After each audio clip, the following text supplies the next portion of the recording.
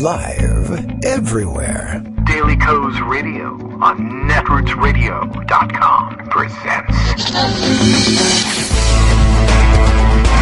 David Walton. Kagro in the Morning Show.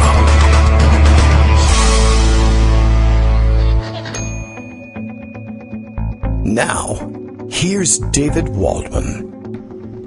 Hey, good morning, everybody. How you doing? It is, what time is it? It's 9:01. I know that much. It's Monday, July 13th, 2020. Time for yet another show, and time to document the atrocities as they happen.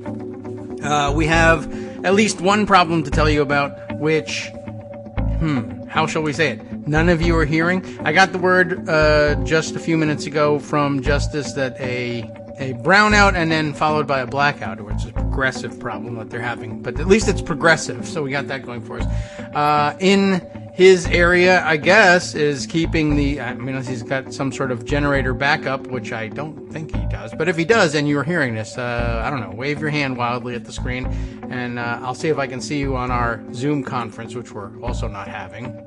That's a myth. But apparently our stream will be down, which means the live show will be missing for those of you who are used to hearing it, which means I'll shortly be fielding all sorts of inquiries via Twitter about where the show is. And the answer is, it's here.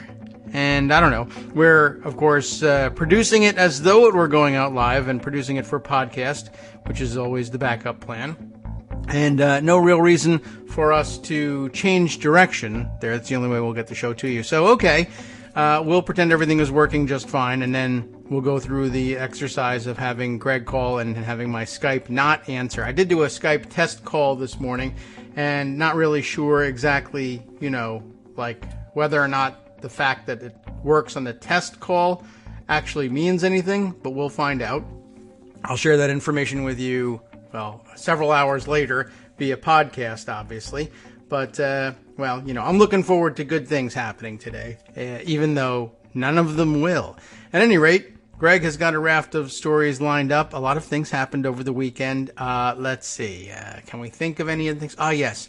Roger Stone may or may not have been had his sentence commuted. It was initially mistaken for a pardon. It's easy to do. Not everybody pays much attention to the difference between commutation of sentence, which is to say it doesn't erase your, it doesn't erase your record, and your guilty verdict remains on the books, but you get out of jail, essentially. And I guess the big difference is that with a pardon, you need to, although who knows whether you need to anything. There's rules, but who cares what the rules are. The pardon is supposed to be accepted along with acknowledgement of your guilty status, but then, you get out of jail, and most people are willing to sort of make that deal. Commutation of the sentence doesn't, I suppose, require acknowledgement of your guilt, but it just says the sentence you were served, or sentence you were sentenced to serve.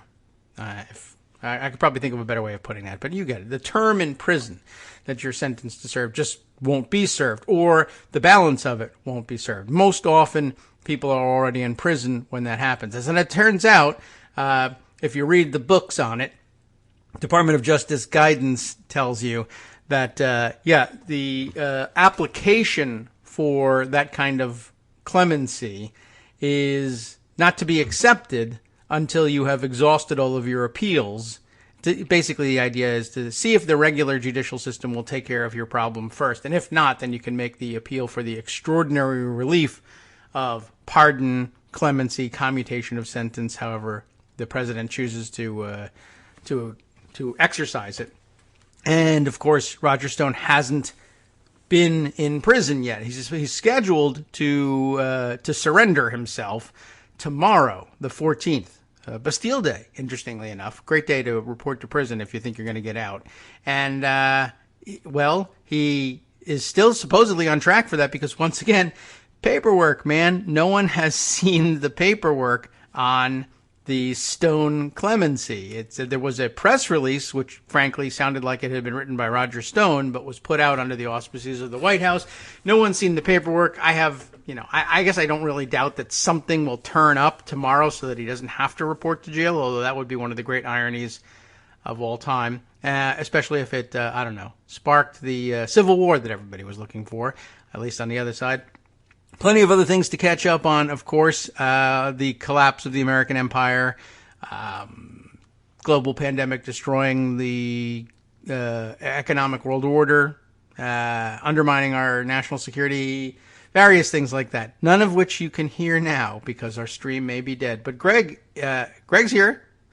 I was going to say the stream may be dead, but Greg's not. But that sounded a little morbid. So we'll just we're going to cross our fingers and hope everything's okay. All right. Let's see. How's it going, Greg? Oh, it's fine. The Okay. stream may indeed be dead. I can't pick it up on iTunes or Yes. tune in, but I'm very much alive. That's good. We'll take that and we'll podcast it, and people will find out later. Right now, they'll just have to trust that you're okay, unless you tweet.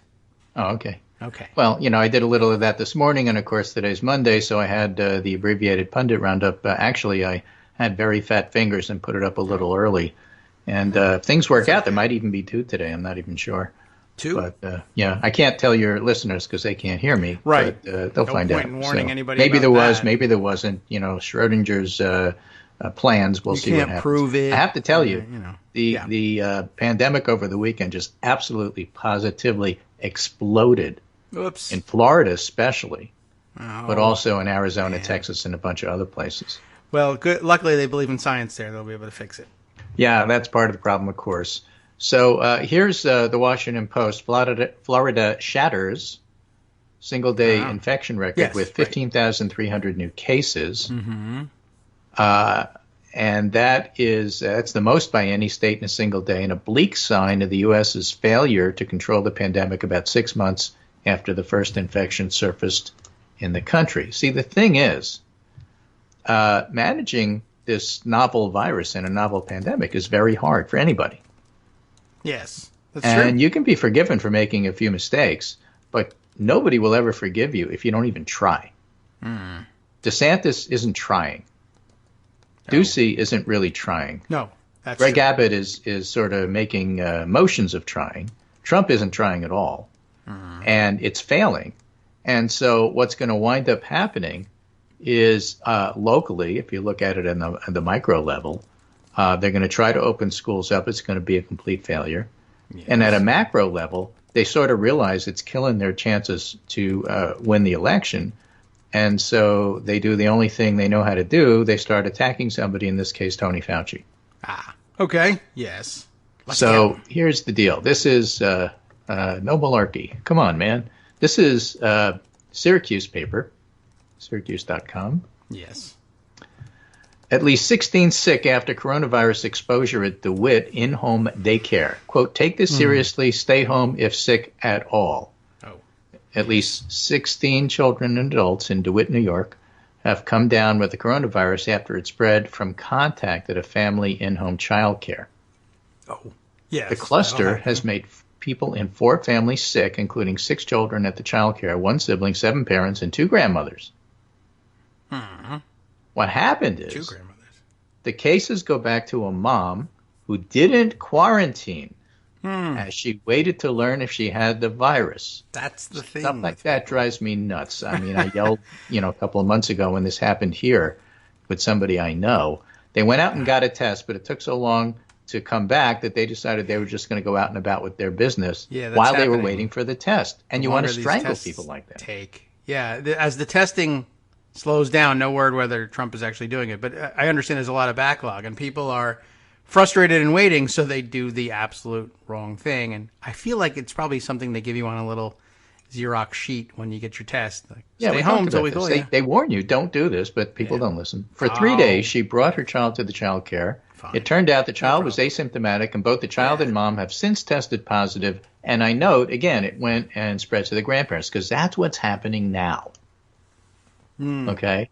And I have this really interesting, Andy Slavett tweet tweet storm to tell you about, which kind of covers interesting. all of this. I think it's important. Yeah. So he gave this yesterday. It was his COVID update, July 12th. That was yesterday, because today is the 13th. Monday the 13th. Not so bad, really. So just because things will get worse before they get better doesn't mean they won't get better. They will. All right, Eventually. Andy. Someday. Fine. Fine. Yeah. But let's take it in order, okay? 3 things are going to happen next. Gosh, There's you're an phase 2 upbeat guy. states, Arizona, Florida, Yeah. Texas, Southern California. The death rate's going to start moving up the back half of July. Remember the death rate? Remember everybody said, Yeah, there aren't don't any. worry, the death, Where are look the at this deaths? death curve I have, which I copied from every other person sending it, making you not think that it's a coordinated movement. In phase 2 states, the death rate's going to go up. Phase 3, 4 states, the rest will begin to follow.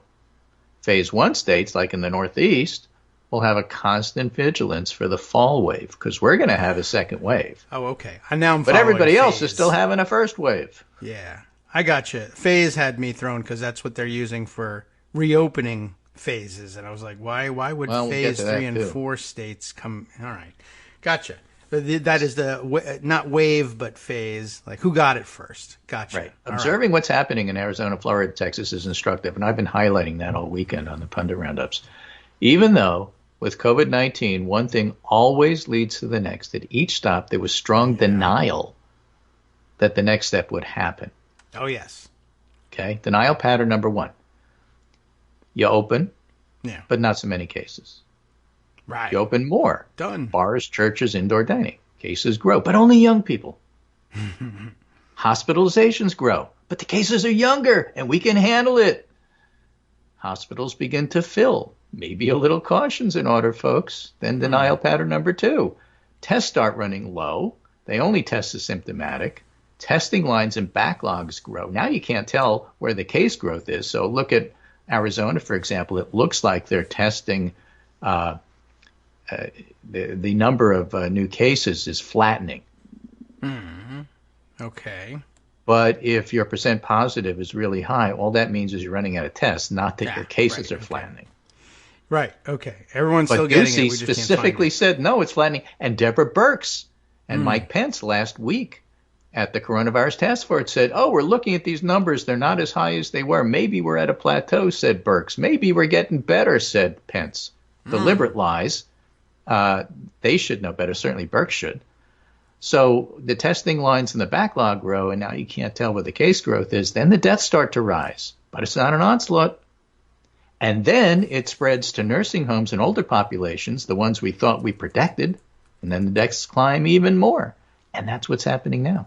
So somewhere along the way, the governor, be it Ducey or Abbott or DeSantis, and they're all different places. Like Abbott's a phase 1 governor, and Ducey's a phase 2, and DeSantis is a phase 9 in terms of the speed he's moving. Somewhere along the way, the governor decides to take baby steps. And the later and more baby steps, the worse it is. So most importantly, close the bars. Yeah, you would think. Then maybe have a mask policy like Abbott does. Sure.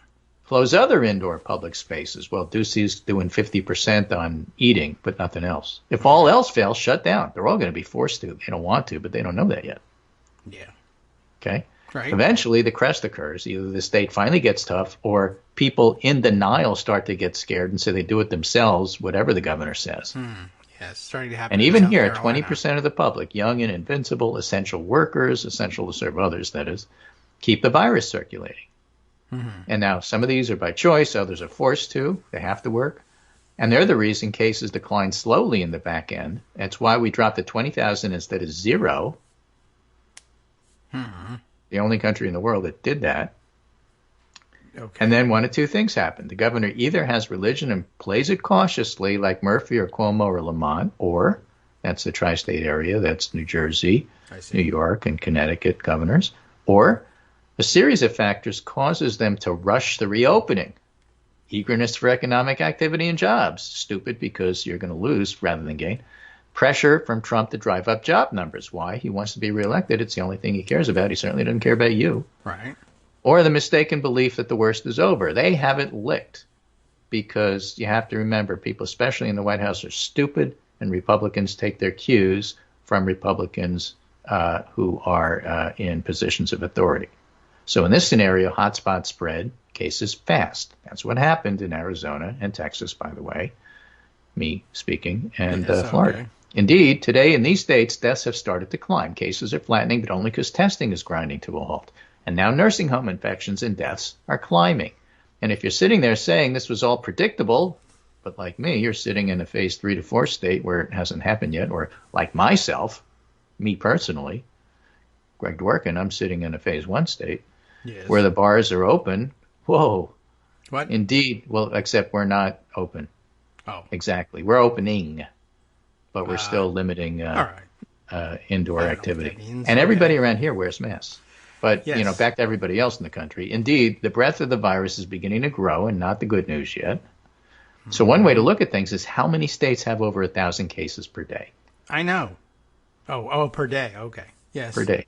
At the third week in May, 4 did. And they were all highly populous states. Yeah. By July 1st, it was 9. This week, it was 11. And by the weekend, it was 15. Yeah. That I have noticed. So 1,000 cases a day may be arbitrary, and it may mean different things in different states. Certainly 300 in Montana worries me more than 1,000 in Texas. Texas is a big state. Yeah. That's the one with the Biden +5 poll, but we'll get to that. But it does mean that phase 3 states are growing even before the fall. And by the way, 15 in most countries constitutes a national emergency, not 1,000. And states that have long testing backlogs, which is most, and high test positives are very understated. People aren't testing as much, our visibility is lessening, and we're still not at the good news yet. So phase 3 and 4 states will have challenges when the weather gets cold, and hopefully Florida, Arizona, and Texas get a reprieve, and people are indoors. Flu season will mask who has it and who doesn't, which is bad. Forced openings of schools and businesses for political reasons will add fuel. And how will phase 3 states react? 2 choices. Now, which very few are, or like phase 2 states, but with even lower visibility. That is to say, delay, and then try to throw up smoke and then blame Fauci. Yeah. So if they react now, how should they react? Like the New York, New Jersey, Connecticut states, the phase 1 states. Only before the fact, not after it. You have to do prevention in advance. Otherwise, it's not prevention. It's mitigation. I don't want to. How's that? Right? Is that good science? So the cluster-based approach first traces all source of infections to common hotspots using contact tracing. 80% of the spread is coming from 1 to 10% of super spreaders. Find them. Find the hotspots. Daycare. As we talked about in DeWitt in New York. Second, Japan did the 3 C's. Closed space, crowded place, closed contact settings. Public awareness and public health measures have crushed the virus. We haven't. Now, this is where I get into the things getting better. Have a drink. Yeah, sure. They'll get better for 3 reasons. First is the public health response will improve as we know more. And some of you might be thinking that can't happen while Trump is president. You might be right, but the chances of him surprising us are low. He normally starts paddling after the boat is sunk, but that doesn't mean most states can't get this level of vigilance. Remember, this is me talking. Most public health is actually done at state level. CDC just gives guidance. Yes. All you can do is cut off the funding for everything else in that state. The problem is when the governors don't listen to their own people. When things start to work, Andy says, and more people know people who are impacted, all response will improve. In other words, Greg Abbott is doing masking not because he wants to, but because he has to, because the virus will force you to do these things. The 20-somethings who feel immune or people who just don't care, well, close the bars. Okay. Right? Pay them. Closed is closed. Pay the bars. But close them. Oh, well, you know, they may be conservative folks. Pay those guys. Yeah, okay. Yeah. That might work. Says as an aside, my whole adult life, bartenders could look right at me, waving a credit card for 90 minutes, clutching my throat from thirst, and serve everybody else. Close them first. Yeah. The second reason, not that this is personal or anything, the second reason things will get better is testing innovation. Mass-produced, saliva-based, highly convenient, low-cost, rapid testing will get here because it'll have to. I mean, we're pushing this. People are starting to develop these things now. So when testing improves, activities will open. And feel free to stretch your legs. But I have 10 more points here. That'll carry us to the break, I think. The good news took a little while to get here. Yeah. So most people likely means already privileged, healthy people, and we can't tolerate inequities. So until proper accommodations are figured out, it's still a fail. Yeah. But everybody who claimed last month to be turning over a new leaf with equity and justice and an end to racism will have a chance to put it in action, basically because the pandemic is hitting Latinos and blacks much harder than it is whites. Yeah. Now, the third reason things will get better is science battling the virus. So we're talking vaccine, and that will be here. It won't be here in the way that we want. Trump will proclaim it's here sooner than it really is. There'll be distribution problems, everything from glass vials to untested new inventions to try to use plastic, sheaths in order to distribute this, and we don't know whether it works, but, we're working on all of that. So a vaccine won't bring one single game-changing day, certainly for everybody, and that'll be part of the problem. Mm-hmm. But, it's certainly very, very positive. Okay. So a combination of masks, better testing, vaccines, therapies, because there are some therapies that appear to be working, but really at the moment it's only for the very sick, and hotspot controls are not very far in our future. So in relative terms, this will be seen as the time when we struggled the most compared to the rest of the world, but we will eventually see that this is the turning point where we start to contain it. So that's the good news. Okay. It's just that, there's going to be people that die between now and then, people who get thrown out of work. And don't forget, and that's pretty much done with Andy's thread, it's changing the country in profound ways. Are there ever going to be movie theaters? Are we ever going to have small restaurants that cater to workers in the office when, in fact, the people now are going to be getting used to working from home? Mm-hmm. True. Are they going to go back to normal? What about airlines? Is anybody really going to fly the way they used to? That's okay. I'm all right with that one. I know, but it's their people and their jobs. And, the point is, maybe the feds got together in their infinite wisdom, because they're Republicans mostly, and insisted on it, and gave money to the people who needed it the least.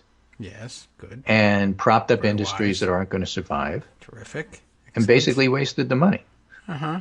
Because while this was happening, propping everything up, we didn't do anything to help control the virus. Right. So that actually happened. Yeah, bad. Oh, right. Yes. Right? So now Bad. the Democrats are going to say, okay, we have to do this better. And Republicans are going to say, all right, let's give people who really are at the bottom end of the economic scale the money. It sounds good, but by doing that, you're not helping the economy any, because people are going to use that to pay rent and pay their bills. They're not going to go out and buy more stuff. And so you need something bigger, and you need something with an eye on what industries really are in need right now, like the bars, and what aren't, like the airlines, because why prop up the airlines when they're going to change anyway? That's a fight that Washington has yet to have, but they need to. It's actually even more important than what's the new name for the Washington used to be called the Redskins. Yes. Oh. The important point was getting rid of the Redskins, but the less important point is what do you call them now? The Washington lobbyists, because they lose in the fourth quarter. The Washington filibuster. Everybody's got their names. Right. We'll see. They may, by the way, walk right back into the trap. I'm not entirely certain that Dan Snyder can handle this, but he may do something completely wrong in an effort to I don't know what, save money on everybody else design, wants to sell the team. Maybe he'll be forced to sell the team. Maybe. I don't know. He seems to want to hold on he's not going to change. People don't change, but they are forced out. Let's see what happens to, what's her name, Kelly Loeffler with the WNBA team. Oh, yeah, right. Well, yeah, she's just in the wrong sector for what she's doing completely. Well, so's Dan Snyder, arguably. Arguably, yes. It's just taken him 30 years to, realize it. Yeah, we'll see about whether I don't know. Snyder's got deeper roots, as dumb as those roots are. With this Loeffler, I think she picked it up on a lark. I think, but all right, fine. They could force her out, and but also they're active. I think WNBA and NFL's not. So. Yep. All right. Well, yeah, that was exciting news to find out, and I'm sure everybody's speculating on those things. And Snyder apparently has already blown it, but they did put out the announcement that they're changing the name. They just don't know what they're changing it to, and I didn't think that they would know yet, but some chance that they may not quite satisfy everybody with it, depending on how much they're willing to invest on their redesign of everything as well.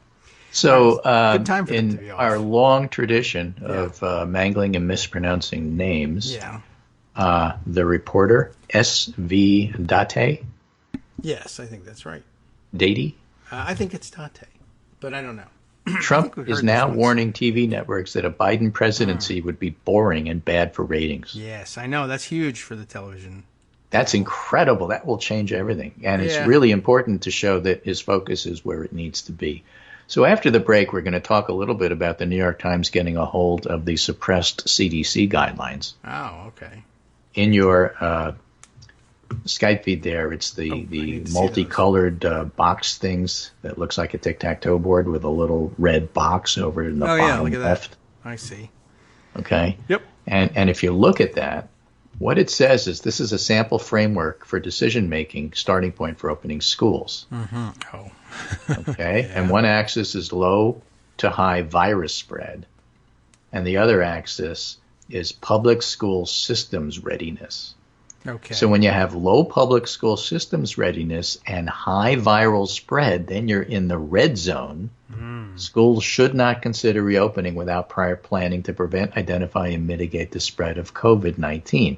If you're middle, schools or districts could do virtual. Yeah.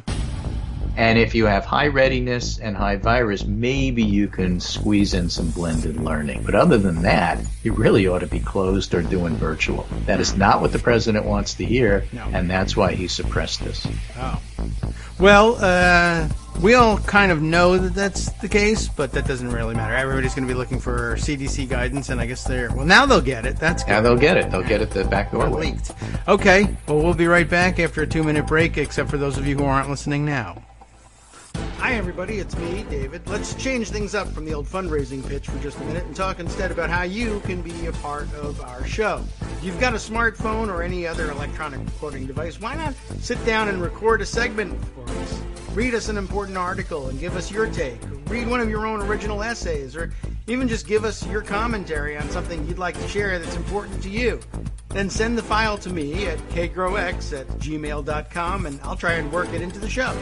Short segments, a few minutes in length, are easiest to fit in. And of course, I can't always guarantee that I'll be able to play everything, but if you've ever shouted at your radio or TV about something you wish was being covered, here's your chance to change that.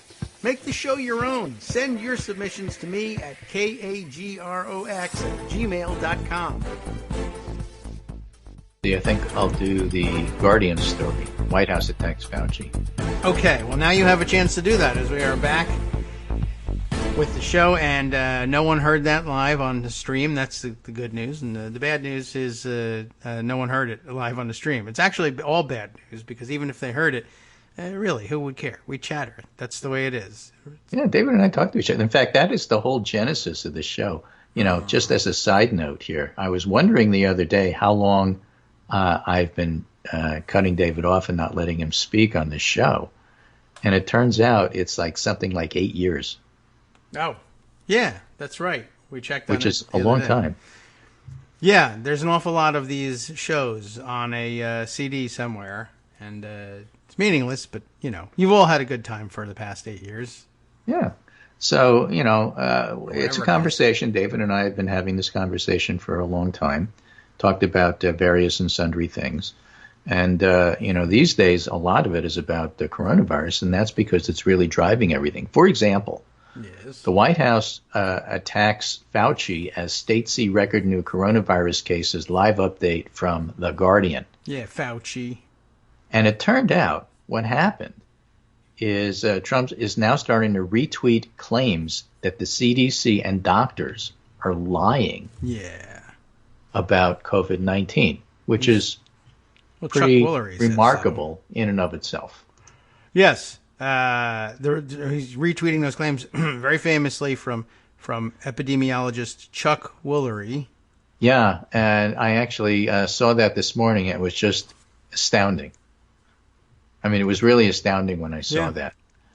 You were astounded. And, well, it's what Chuck Woolery is basically saying is that all these numbers, everybody's lying about everything. Everybody's lying. The doctors, you name it, everybody's lying. Mm-hmm. The dead people, the coroners, and the undertakers. You wonder, where is he getting this from, and why on earth does he think that that's going to stick? Everybody loved Connection, and he figures it'll work. Right. So specifically what he said, the most outrageous lies are the ones about COVID-19. Everyone is lying. The CDC, media, Democrats, our doctors, not all, but most, that we're told to trust. I think it's all about the election and keeping the economy from coming back, which is about the election. I'm sick of it, he says. That's right.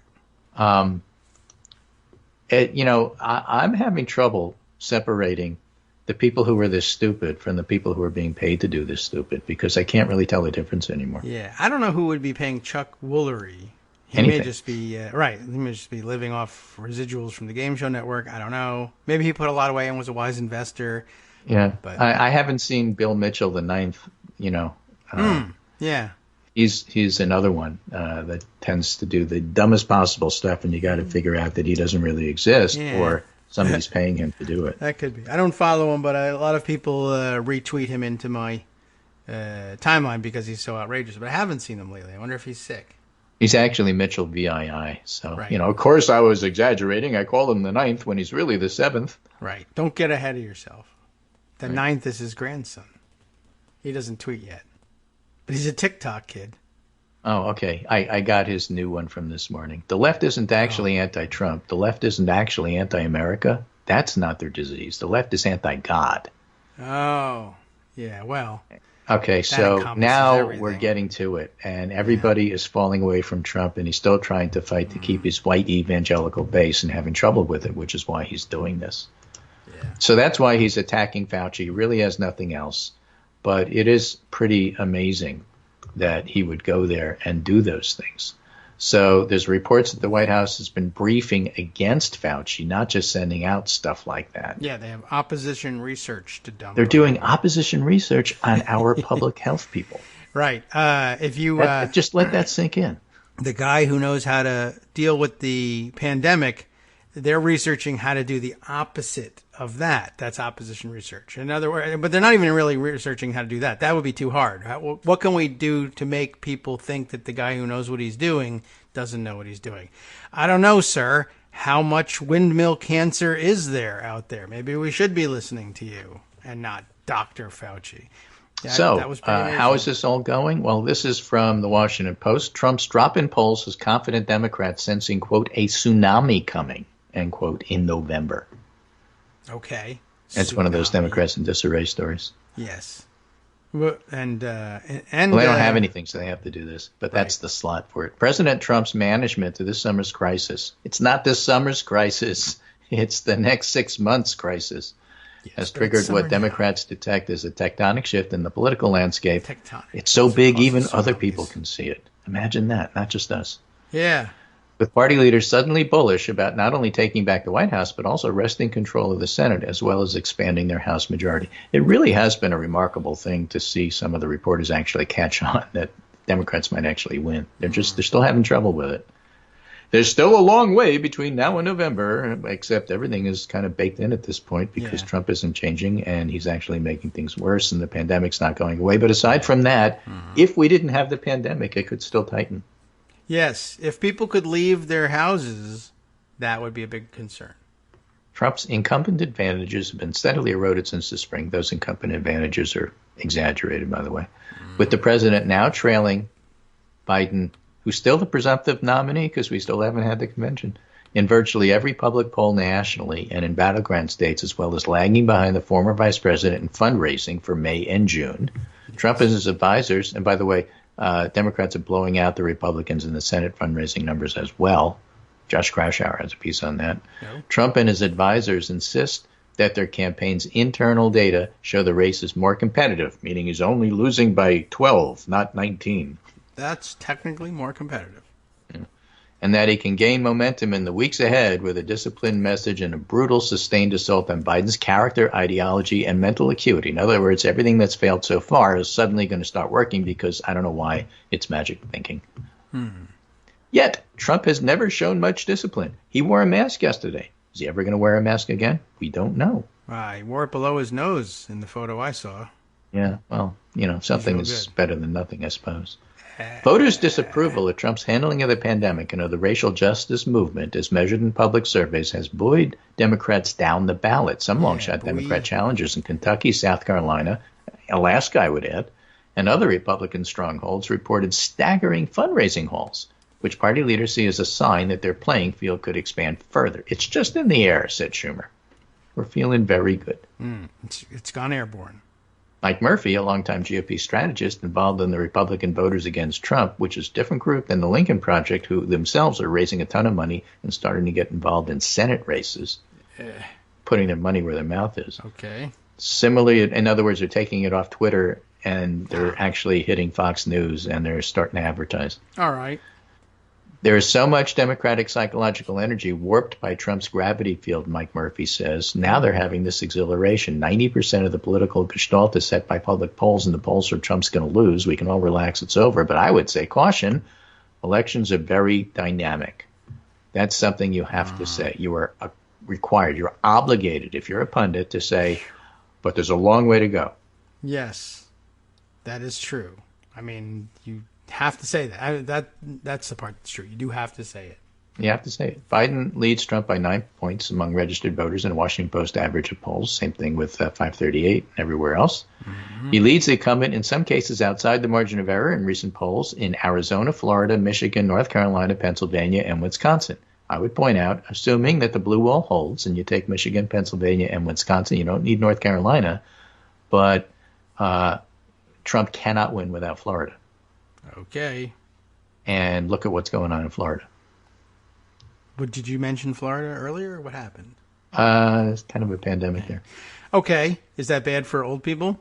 It's bad for old Republicans. Who lives The in president Florida? is in a very, very deep hole, and I'm not quite sure how he gets out of it, said Amy Walter, national editor of the Cook Political Report, and in my view, my own personal view, one of the smartest analysts out there, which on Wednesday shifted a number of states in its electoral college ratings in Biden's favor. He's taking with him Senate and House candidates, said Walter. Instead of just a slight drag, the president is tying anchors around the ankles of Republican candidates. Ankle anchors. Other GOP strategists disagree with the happy talk coming out of the White House and worry about Trump dragging down the party. Yeah. Though they said they were hopeful worry? that the electorate would snap back to a more even partisan split by the fall. So much of this is magical thinking. It's all going to tighten. It always does. If it weren't for the pandemic, this would happen. It's going to go away, and we're going to have a V-shaped recovery, even though industries are being changed radically forever by what's going on here. But what if it snaps and then we're it's not happening, guys. Yeah. Oh,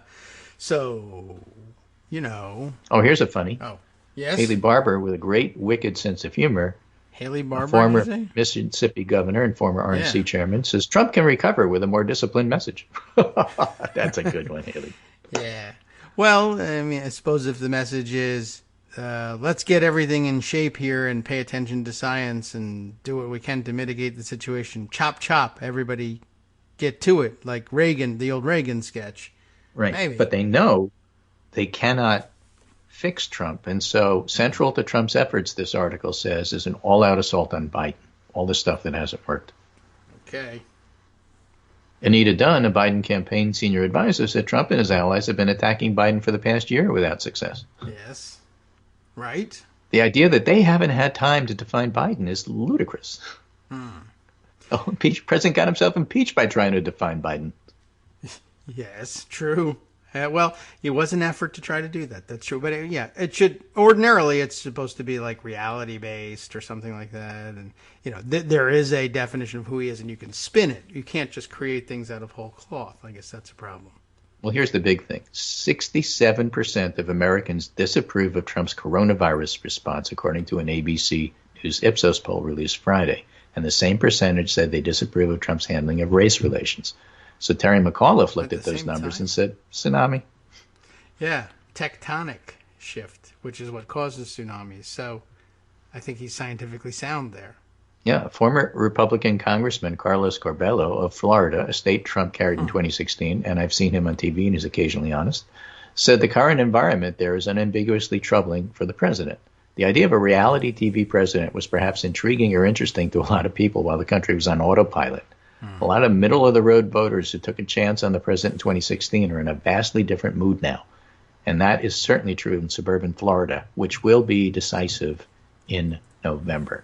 Now, speaking of Florida, there was a relatively new poll that came out from CBS. And listen to these numbers. This is the CBS Battleground Tracker that's done by YouGov. All right. And it's in the Pundit Roundup, but let me just give this to you right at the end there so it's easy for you to find. Florida reopened too quickly because... What? Yeah. If you thought the state reopened too quickly, and most did. If you think it reopened too quickly, was it because the state thought it was right? 32% say that.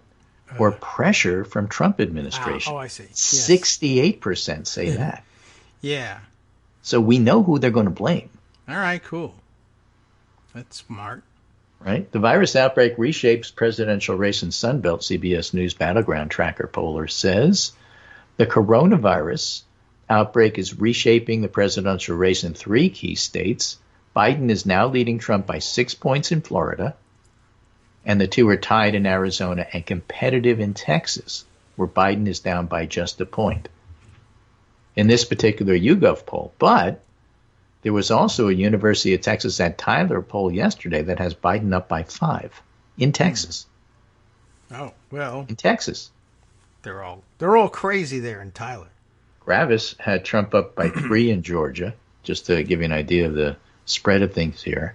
And again, Biden is up in Florida by 6 points in that YouGov poll. Take Florida off the map, Trump can't win. But Texas, I'm not saying Biden's going to win Texas, but Texas is competitive, and so is Georgia. And both of those things are sparking pressure on the Biden campaign to get involved in those 2 states. Texas especially would cost a fortune. Yeah. And Biden's rather wants to spend the money in Florida. Now, if he has enough and he picks up another state, he'd probably do Georgia just because it's a little cheaper to run advertising. You can leak the Florida ads right over the border. Exactly. But Texas is on the table for discussion because those are the numbers. Okay. You know how we feel about tables here. And we know how you feel about numbers. Right. 1, 2. All right. I probably about the same as I feel about tables, honestly. Yeah. Yeah. Well, we remember what's on the table, what's off the table, all of these great things. Trump right now in the approved disapprove category over at 538 is a 40.3 on the approved, which is fairly low, and a 55.6, which is just about as or close to his all-time high disapproval. Mm-hmm. And again, those things are not going to get better anytime soon. And the forecasting model from The Economist, which I would point out wildly fluctuates between giving Biden an 89% chance of winning and Biden having a 91% chance of winning, is at 91 this morning. I see. Well, I don't love those. That's not really wildly fluctuating. I'm just kidding. Yeah, but that scale is the one that makes everybody nervous. But okay, go ahead. Well, go ahead, get nervous. He's winning. Yeah, that's all right. I'm not going to talk anybody out of being nervous. Right, and looking at the average polls on 538, Michigan, Biden's ahead by 9.6, Pennsylvania by 7.5, Wisconsin by 8.0, and Arizona by 2.4.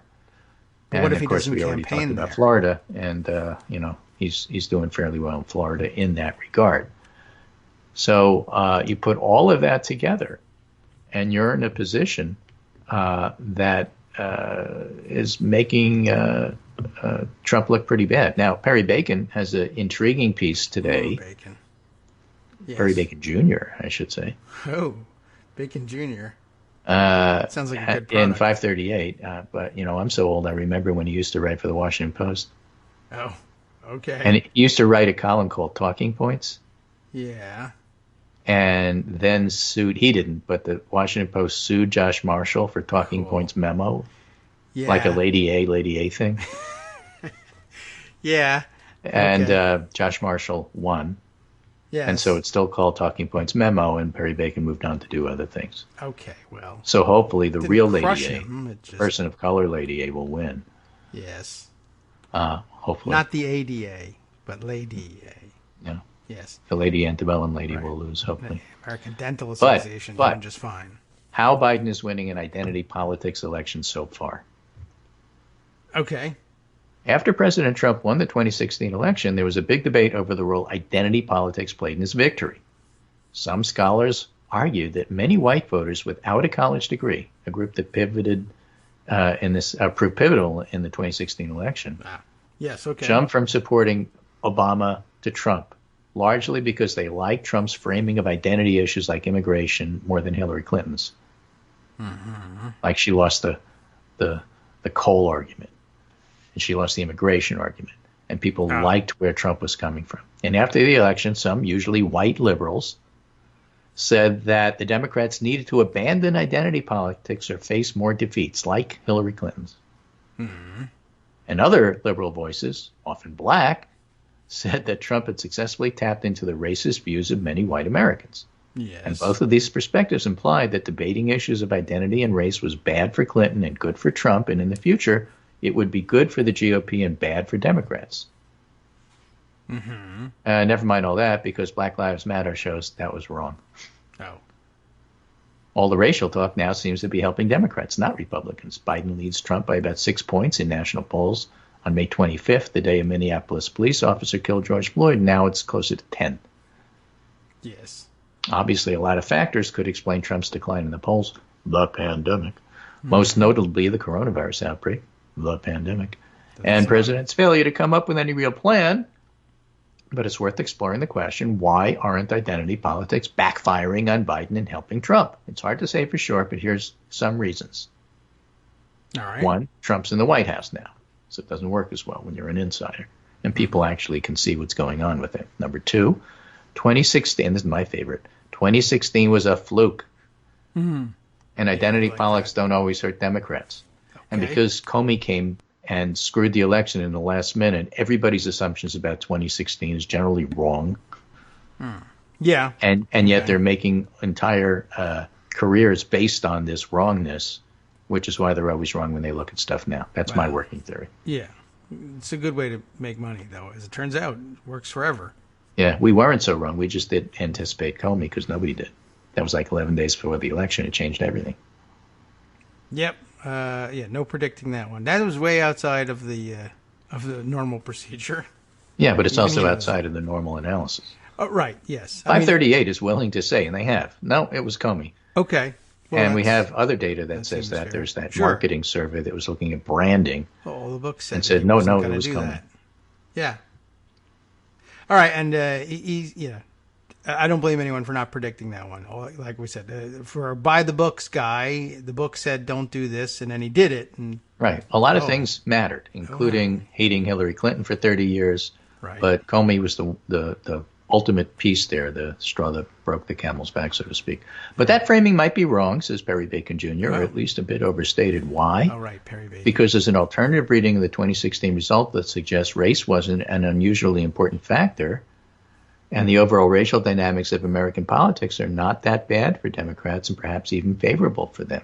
Zoom out beyond 2016 and look at 2018, or look at the long view and look at all of the elections, including the ones Obama won. So it's not easy to say it was race. All right. But it was race to a lot of people, and they're the ones with the biggest mouths. Now, here's another reason. It's harder to use Biden as a wedge. Biden's middle name, do you know what Biden's middle name is? Danger? No, generic Democrat.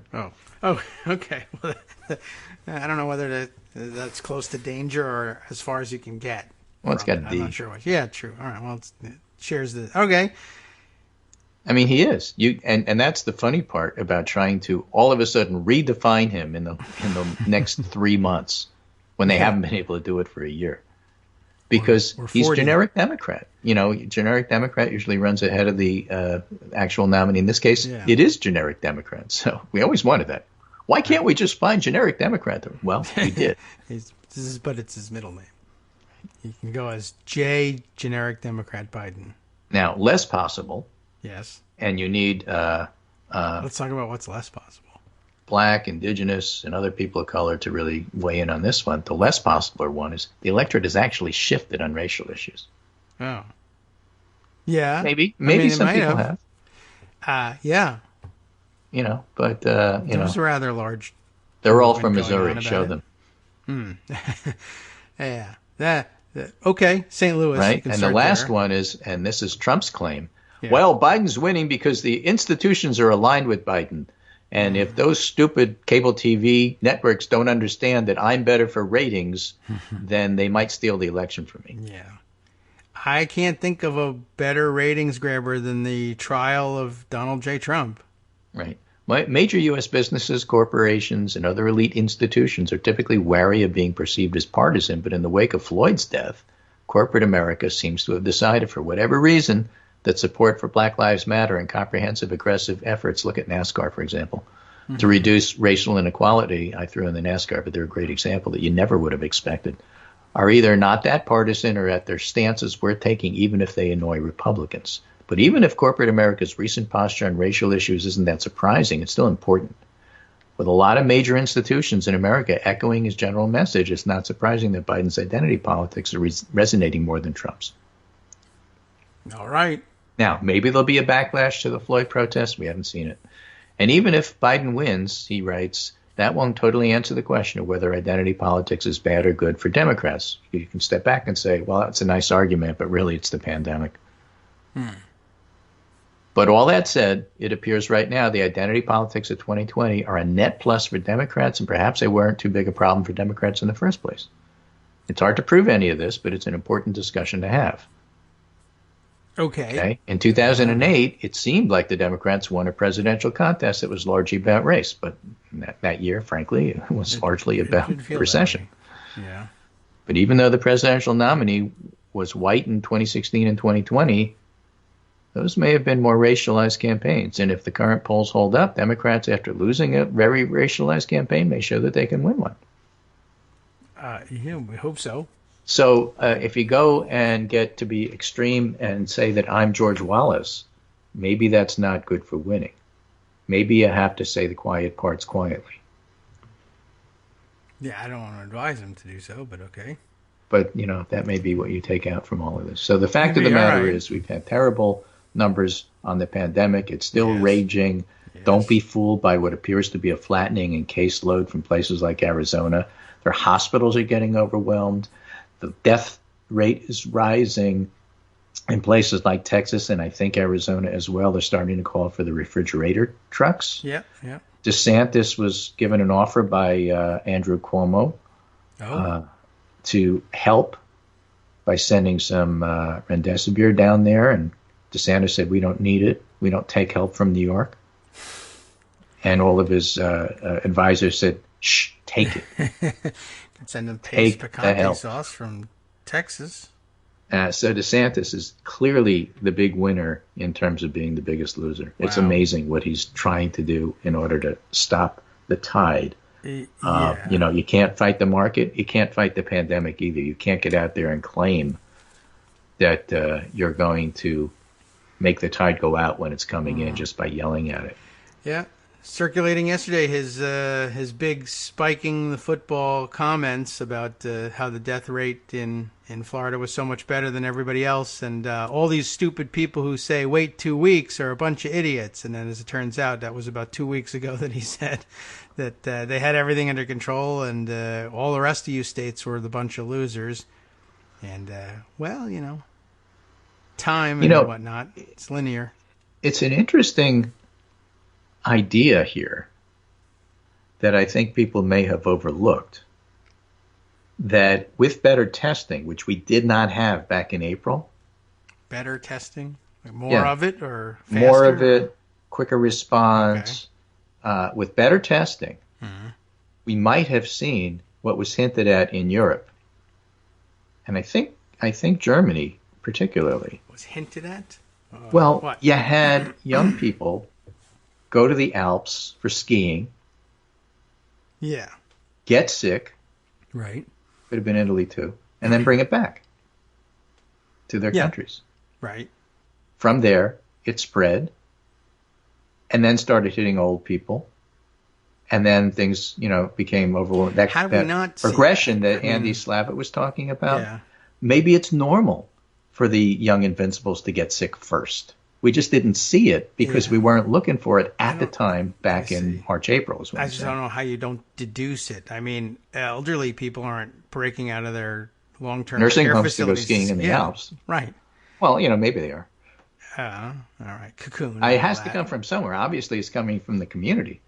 But what I'm saying is that for a month, places like Arizona and Texas and Florida were using the argument that, look, it's young people as an excuse for saying nothing's going to happen. And in fact, maybe that's the normal pattern. And they should have been saying, it's young people. Yeah. Maybe it's a hindsight thing. Now we can totally see. Of course, it wasn't them. And not only is it, you mentioned the community. It's true that the elderly aren't breaking out to go skiing, but also largely the people who work in long-term care facilities also not doing a lot of European skiing. It's young and wealthy. You got to have a certain amount of money. So to the go reason that's relevant, it isn't world. just 2020 hindsight. Yeah.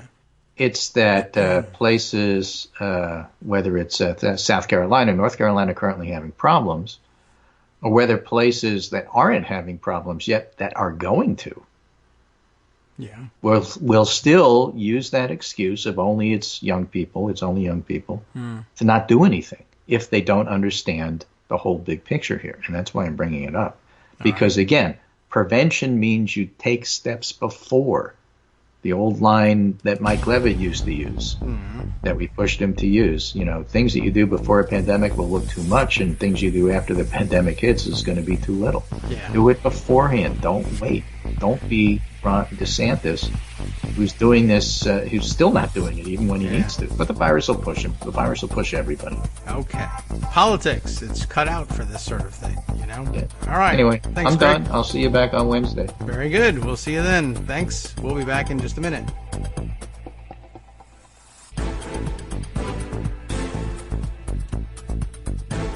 All right, welcome back now to the Kagro in the Morning Show here on Roots Radio. Let's see, what other stories do we have to round up? There's an awful lot. It'll all be relative to COVID-19, of course. There's very little that won't be connected that way, and it's just a huge swirling whirlpool of stories. Let me see where we can go to next. Let's see. We mentioned, of course, the Washington football team changing its name, but no word on what they're going to change it to.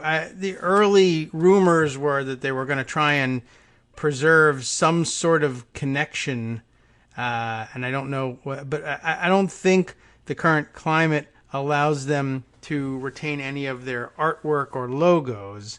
I think the initial thought was, well, maybe we get rid of the name and we change it to the Washington Warriors, and we keep the logo, and that's our connection to the past, to our proud tradition, which isn't that proud, and whatever. Anyway, I don't need to necessarily get down on their football records, but it's an easy thing to do. And it's I think that probably also won't work, but was indicative of their earlier, their continued misunderstanding of what it was that some people found offensive. So now it turns out that they might make an entire break with the past. I'm sure they could probably get away with retaining their team colors. There's nothing inherently problematic about that, although I guess it was maybe evocative of the name, but I think they could probably get away with retaining the colors, and we'll see what kind of name they come up with. There haven't been very many good suggestions, and everybody's going to moan and groan about no matter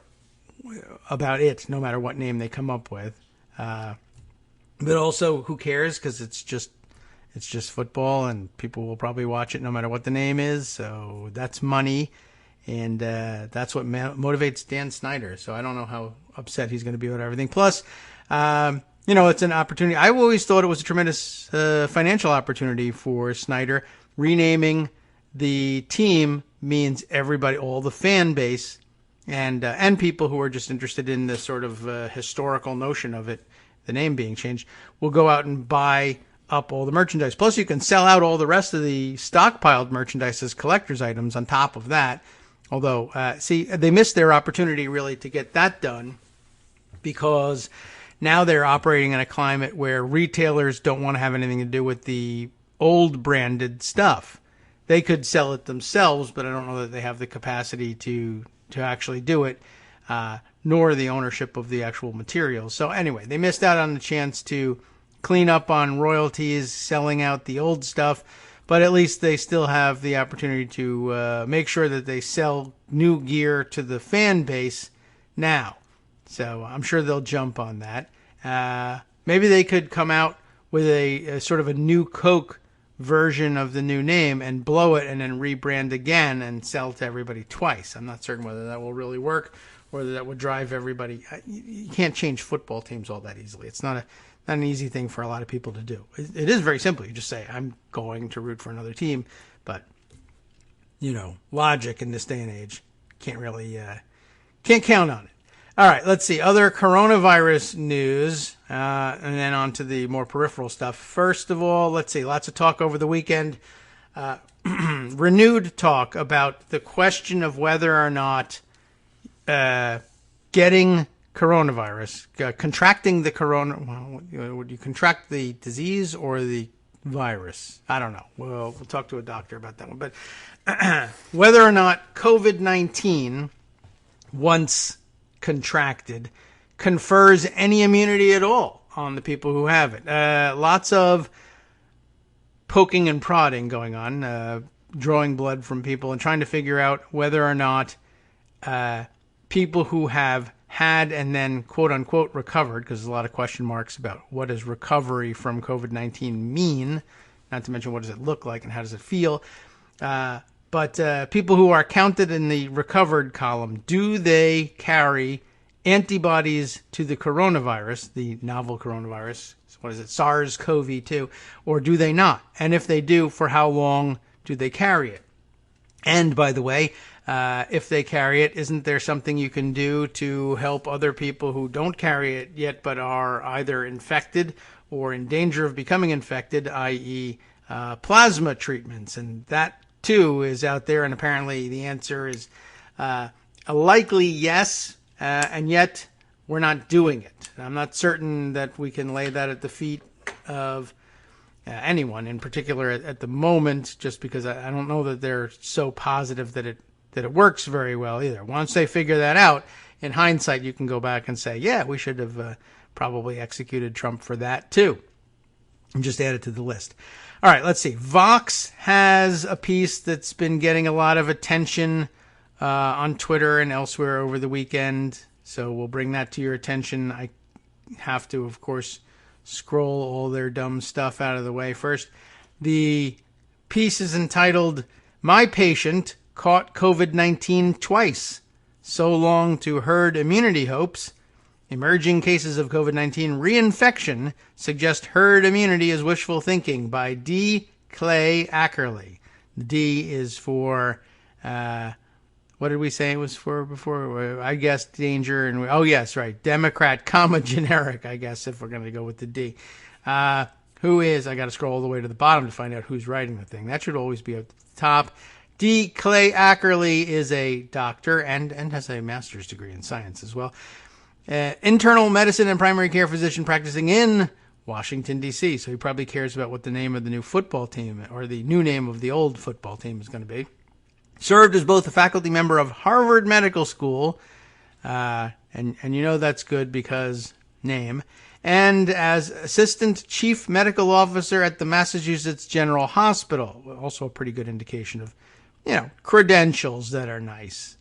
He has also held positions in government and the private sector, including the White House, which is like the tippy top of the whole government thing. And, all right. Well, anyway, the point is, he's got some fancy papers to wave around at you, not just writing in Vox like a bunch of dummies. Get it? All right. Well, anyway, here's the way the story runs. Wait, I can catch COVID twice? My 50-year-old patient asked in disbelief. By the way, maybe a little talk with your patient about, hygiene, washing hands, etc. Anyone can catch it once, but then after that, you should probably be washing your hands a little bit better, maybe wear a mask, stay out of trouble. I don't know what his patient does for a living. Maybe it was inevitable. Well, yeah. That was the beginning of July, and he had just tested positive for the SARS-CoV-2 virus for a second time, 3 months after a previous infection. I know a lot of questions are asked. The idea has come up a lot, and people have dismissed it or explained it away in various ways, like you never really got rid of the virus the first time. You just got a false negative at some point in your follow-up testing. That's always a possibility. 3 months seems like probably enough time to be sure about what was going on, but no one's really sure about anything about this virus. So, while there's still much we don't understand about immunity to this new illness, a small but growing number of cases like his suggest the answer is yes, you can get it twice. And in rapid succession at that. COVID-19 may also be much worse the second time around. That's bad news. I hope you had this discussion privately with him. You're not just telling him in a newspaper. During his first infection, my patient experienced a mild cough and sore throat. His second infection, in contrast, I'd say by contrast, but in contrast, was marked by a high fever, shortness of breath, hypoxia as well, resulting in multiple trips to the hospital. So a big waste of gas as well, unless he's got an electric car. This too is possible. But even so, fossil fuels need to be burned in order to generate the electricity, unless it's geothermal or wind energy or perhaps nuclear. Anyway, we're getting off track. But you can see how this can be connected to anything. Recent reports and conversations with physician colleagues suggest my patient is not alone. It's important to know. Also, reading the newspaper suggests it. 2 patients in New Jersey, for instance, appear to have contracted COVID-19 for the second time almost 2 months after fully recovering from their first infection. Daniel Griffin, a physician and researcher at Columbia in New York, because I only talk to other Ivy Leaguers, recently described a case of presumed reinfection on This Week in Virology podcast. That does sound, well, I'm sure it's interesting now. It is possible, but unlikely, that my patient had a single infection that lasted 3 months. Some COVID-19 patients, now dubbed long haulers, do appear to suffer persistent infections and symptoms. And I also saw over the weekend a lot of discussion. Didn't bother putting it away, I don't think, but discussions on the percentage of people who have lingering effects for extremely long times. Sounds like it's a pretty prevalent problem. Wow. All right. Pocket that one for later. My patient, however, cleared his infection. He had 2 negative PCR tests, and we'll have to take the Ivy Leaguer's word for it that means something, after his first infection, and felt healthy for nearly 6 weeks. So that's it. Or that's what we're choosing to believe. Anyway, I believe it is far more likely that my patient fully recovered from his first infection, then caught COVID-19 a second time after being exposed to a young adult family member with the virus. He was unable to get an antibody test after his first infection, so we do not know whether his immune system mounted an effective antibody response or not. That's a huge hole in the data, obviously, but, you work with what you got. Regardless, the limited research so far on recovered COVID-19 patients shows that not all patients develop antibodies after infection. Some patients, and particularly those who never develop symptoms, mount an antibody response immediately after infection, only to have it wane quickly afterward, an issue of increasing scientific concern. What's more, repeat infections in a short time period are a feature of many viruses, including other coronaviruses. So if some COVID-19 patients are getting reinfected after a second exposure, it would not be particularly unusual. It would just be depressing. In general, the unknowns of immune responses to SARS-CoV-2 currently outweigh the knowns. We do know how much immunity to expect. We do not know. The exact opposite. How much immunity to expect once someone is infected with the virus. We do not know how long that immunity may last, and we do not know how many antibodies are needed to mount an effective response. Like 6, I would say. Maybe more. And although there is some hope regarding cellular immunity, including T-cell responses. In the absence of a durable antibody response, the early evidence of reinfection puts the effectiveness of these immune responses in question as well. Also troubling, there's more, is that my patient's case and others like his may dim the hope for natural herd immunity, if there even is such a thing. Herd immunity depends on the theory that our immune systems, once exposed to a pathogen, will collectively protect us as a community from reinfection and further spread. There are several pathways out of this pandemic, including safe, effective, and available therapeutics and vaccines, as well as herd immunity, or some combination thereof. We still have a problem with our terminology. I am frequently reminded whenever I talk about the herd immunity idea that there's no such thing really outside of the discussion or outside of the context of an effective vaccine. You can get to herd immunity, but there is no such thing as natural herd immunity. Some people say. I think it's a fight over the semantics. I think there is such a thing as natural herd immunity. It's just you're working with a very, very small herd when you're done. In other words, natural herd immunity, as I would understand it, would be just thinning the herd. Like everybody who's going to die from this thing dies, and whatever's left is now the herd. We used to have 100,000 buffalo in this herd, and 90,000 of them died. There's 10,000 left. That's the herd. It's a poor excuse for a herd compared to what it used to be, but it is a herd, and the members of that herd are immune. That's why they're still members of the herd. If they weren't immune, well, then there wouldn't be a herd, or at least, you'd be down to 1 or 5 or whatever it is.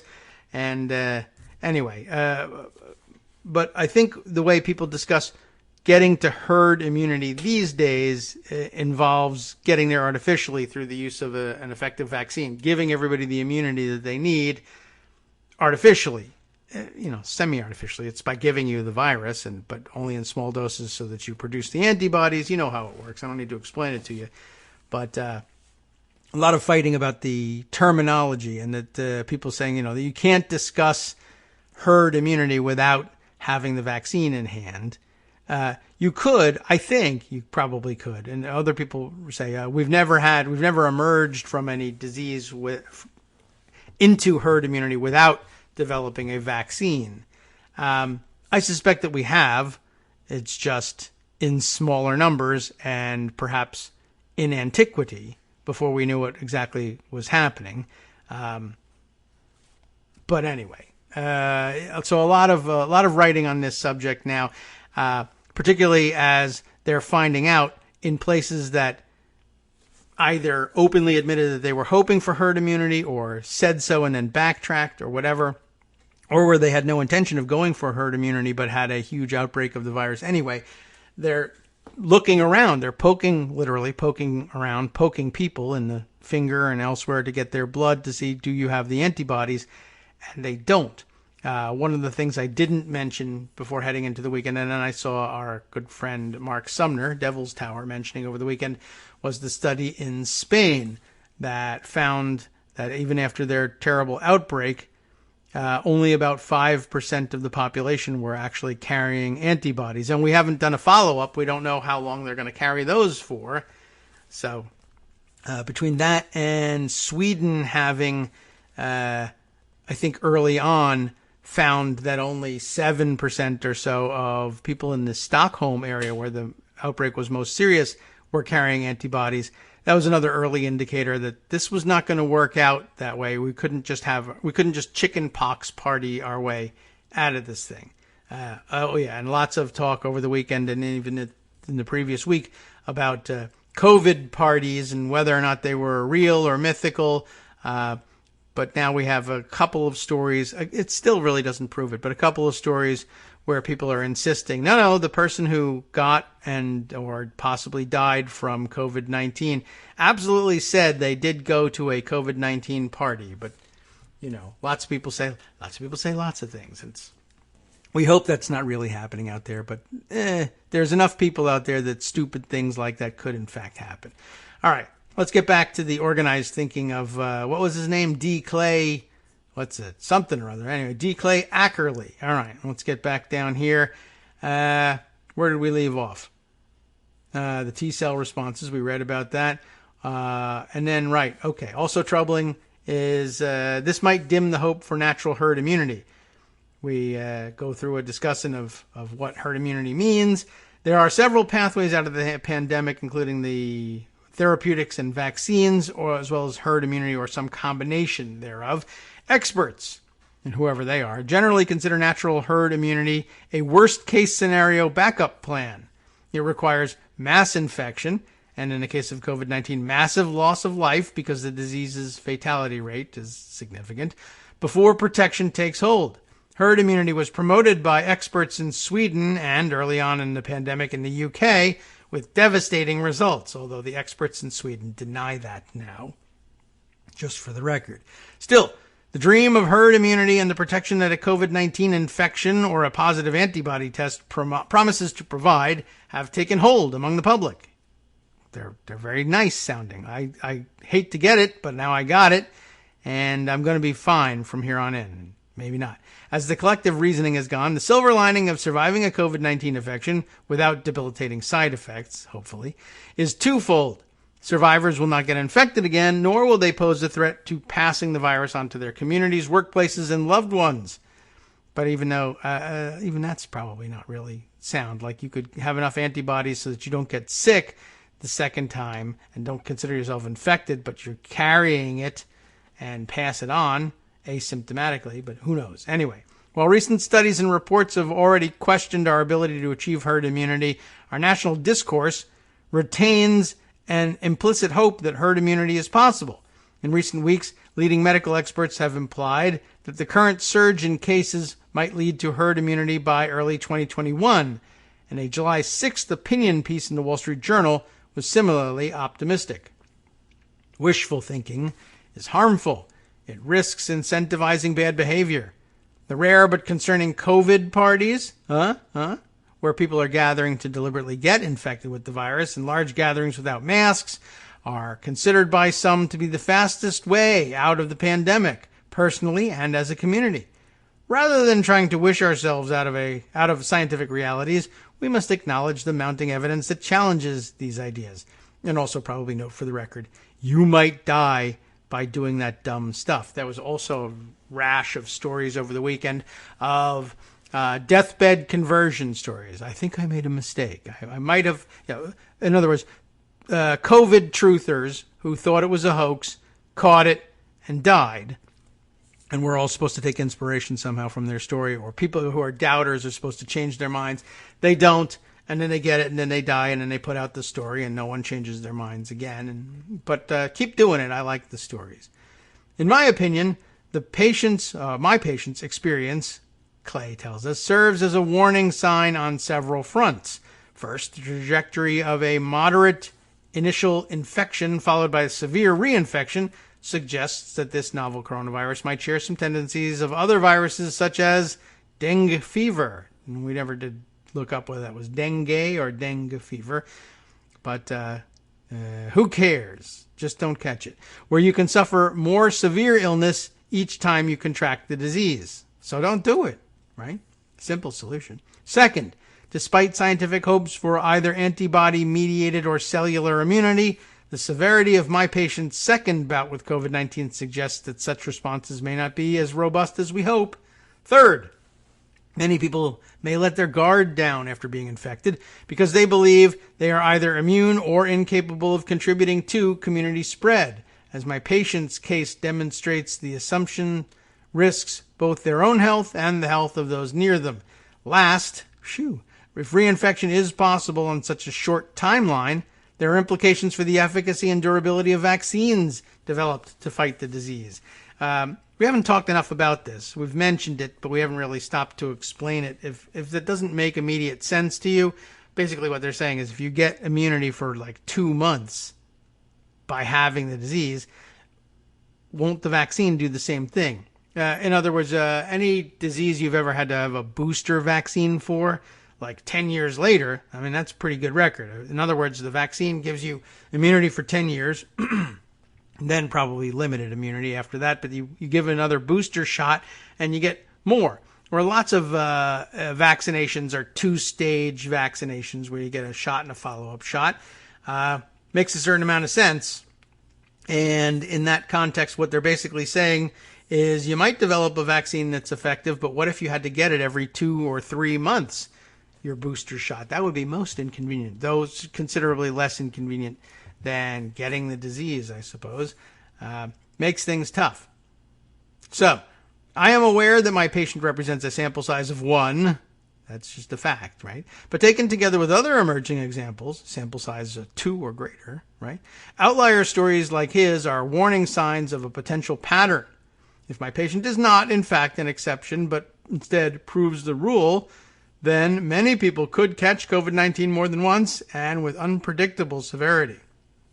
With no certainty of personal immunity, nor relief through herd immunity, the hard work of beating this pandemic together continues, to say the least.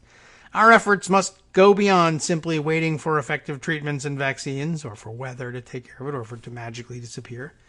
They must include continued prevention through the use of medically proven face masks, face shields, hand washing, and physical distancing, as well as wide-scale testing, tracing, and isolation of new cases.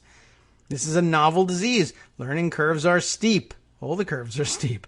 Take a look. And we must pay attention to the inconvenient truths, as they arise. Natural herd immunity is almost certainly beyond our grasp. We cannot place our hopes on it. It was never a really great idea, even for hopes, but I guess if it was, well, we're doomed, but maybe some of us will survive, I guess you could cling to that. But yeah, right, not much of a plan. Okay, let's see. I had mentioned the study from Spain.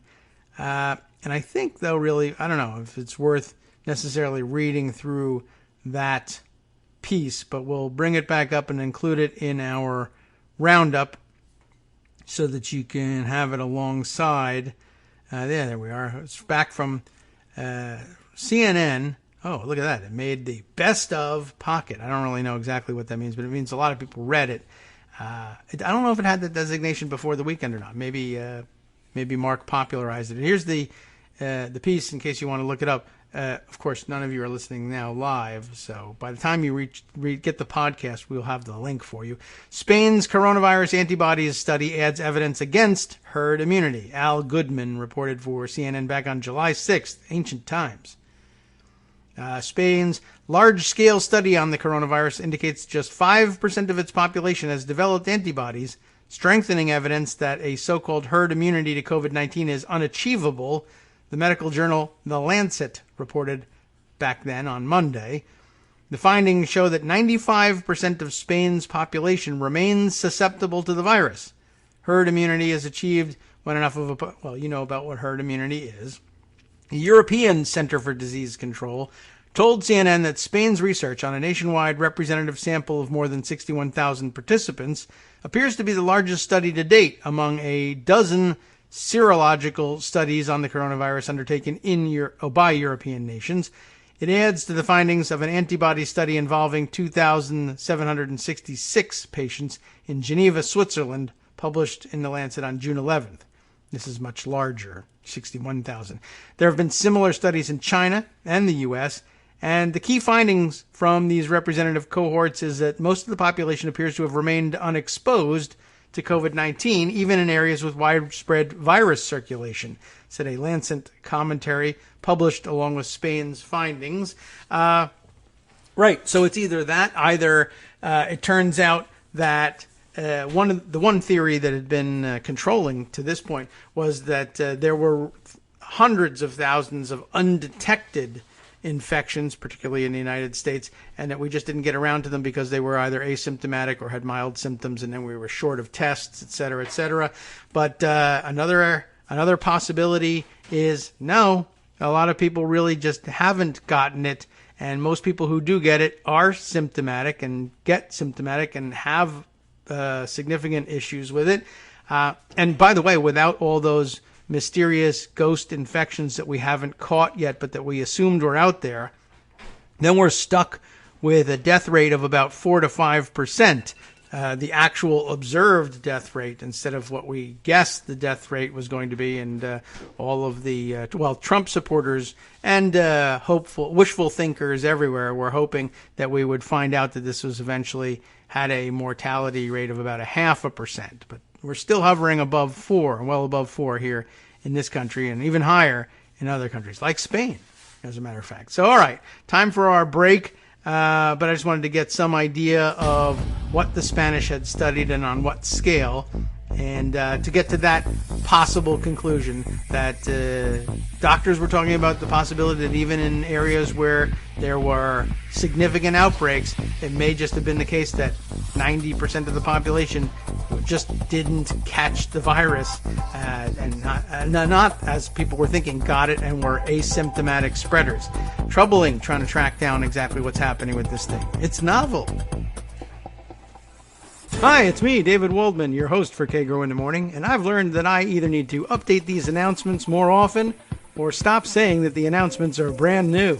What's not new is that this message, too, is a call for your support in keeping the Kagro in the Morning show on the air. My thanks go out to all of you who do support the show through your donations. The stats say that Kagro in the Morning fans download our program about 2,000 times each weekday, but our donors make up only about 8% of our daily listeners. Patreon.com, Patreon.com, makes it simple to make easy, secure, recurring monthly contributions to support our show. Patreon.com/KagroX gets you straight to our donation page. If we're helping keep you sane during the Trump era, consider what that's worth. $1 a day? 50 cents? One thin dime? We do about 20 shows a month, so pick a number, do the math, and head to patreon.com/KagroX to let us know. Thanks again, everyone, for all your support.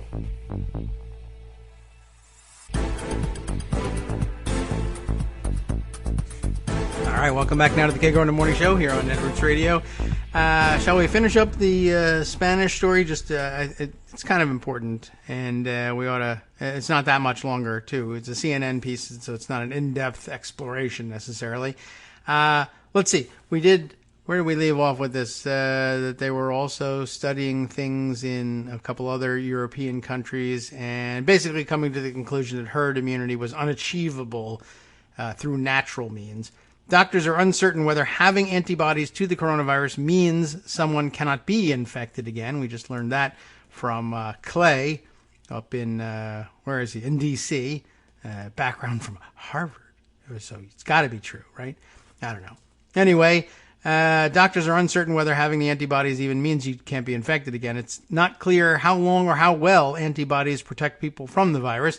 Spain's peer-reviewed study began in April, while the nation remained on strict lockdown, and was conducted by leading government research and epidemiological agencies. The relatively low seroprevalence, there's that term again, observed in the context of an intense epidemic in Spain might serve as a reference to other countries. At present, herd immunity is difficult to achieve without accepting the collateral damage of many deaths in the susceptible population and overburdening health systems. The report reads, we know about that. The Spanish study's lead author, Marina Pollán, I guess, P-O-L-L, Pollán, who is director of the National Center for Epidemiology, told CNN some experts have computed that around 60% of seroprevalence might mean herd immunity. That's what gets thrown around most often, right? But we are very far from achieving that number. We're only at 5% in Spain. Spain has been one of the countries in Europe hit hardest by the coronavirus, with more than 28,000 deaths and 250,000 cases. And population in Spain of about 47 million, according to worldometers or worldometers. I never did figure that one out either. But yeah, among the highest in terms of death rates, 607 deaths per million population, putting it at number 5, even including the microstates of San Marino and Andorra. But Spain just behind the UK on that one, which had early thoughts about screwing around with herd immunity, and that went by the wayside very quickly when Boris Johnson got his opportunity to exit the herd very early. All right, let's see. Where were we here? The Lancet published results of this first phase of Spain's study conducted from April 27th to May 11th, which showed a nationwide antibody prevalence of 5%. But the Madrid metropolitan area, the hardest hit in the country by COVID-19, had more than 10% prevalence. And densely urban Barcelona, if you are speaking your Castilian, which they'll only be angry about when you get there, had 7%, while many other coastal provinces had far lower rates. Similarly, Geneva's prevalence was 10.8% in the Swiss study conducted from April to early May, the Lancet reported, with a large majority of the population being infection naive. Oh, that's the term for it? That's interesting.